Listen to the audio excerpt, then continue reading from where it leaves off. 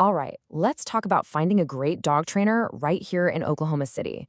If you're looking for some help with your four-legged friend, this is going to be your straightforward guide to getting it right. I mean, that's the goal, right? To have a dog you can actually take with you and enjoy all the cool stuff OKC has to offer. And good training is really what makes all of that possible. Just picture it for a second. A nice, calm walk down the Bricktown Canal. Your dog's trotting right there with you, not yanking on the leash or getting distracted by everything. That is the kind of simple, enjoyable moment we're talking about. Okay, so let's get to it. You know, good training is so much more than just sit and stay. It's really about getting your dog ready for life here in Oklahoma City with all its unique spots and situations. Think about it. You want a dog who can handle the crowds in the Paseo Arts District without a problem, or one who can just chill out on a midtown patio while you have a coffee. A well-trained dog can stay focused, even at a place as busy as the Myriad Botanical Gardens, and won't get stressed out by all the action in places like Nichols Hills. So the why is pretty clear, but what about the who? How do you actually pick the right trainer? Let's break down what you should be looking for. First things first, you really want to find a trainer who uses positive reinforcement. And no, it's not just about bribing your dog with treats. It's a method that's actually based on science. It helps you build trust, and it leads to good habits that, actually last.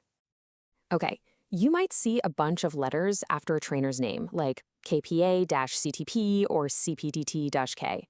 Think of those as a good sign. They're professional certifications, and they mean the trainer has actually studied and passed tests on things like animal behavior. It's a fast way to see they've done their homework. Then you've got to think about the setting. Do you want in-home training or group classes?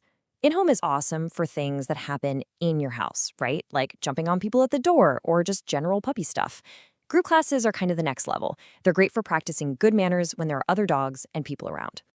And this is a really big deal. Steer clear of any trainer who uses fear, pain, or anything that seems intimidating. That's just not the way to go. The whole point is to have a happy, confident dog, and we know that humane, positive methods are way safer and work much better in the long run. All right, let's talk about the practical stuff. We're talking about money and the questions you absolutely need to ask. So here's a quick look at what you can expect to pay for dog training around OKC. As you can see, there's a pretty wide range, right? You've got group classes on one end and then bigger investments like a board and train on the other. This should give you a good starting point for figuring out your budget. Here's a little pro tip for you. Always, always ask if they offer a free consultation. It's a fantastic way to meet the trainer, kind of get a feel for their style, and just make sure it's a good fit for both you and your dog before you spend any money. And when you have that meeting, go in prepared with some questions. You'll want to ask things like, what methods do you use? Can I see your credentials? How are you going to customize this for my dog? And of course, get the details on costs, how you'll see progress, and, this is a big one, what you need to be working on between your sessions. Okay, so once the training starts, the real work begins, taking those skills out on the road.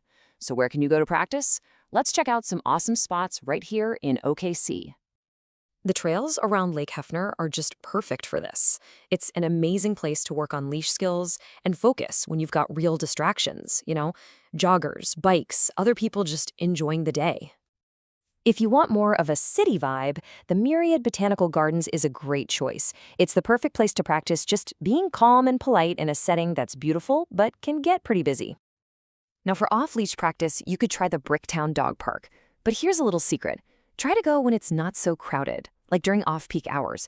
It just makes for a calmer, safer space to really nail down that come command.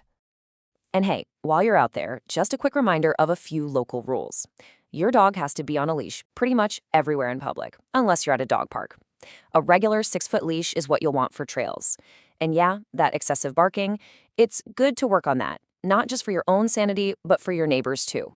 And one last thing to keep in mind, especially if you have a new dog, is the 3-3-3 rule. It's just a great way to remember to be patient. It takes about 3 days for them to decompress, 3 weeks to start learning your routine, and a full 3 months to really feel settled in. Patience is just everything in training.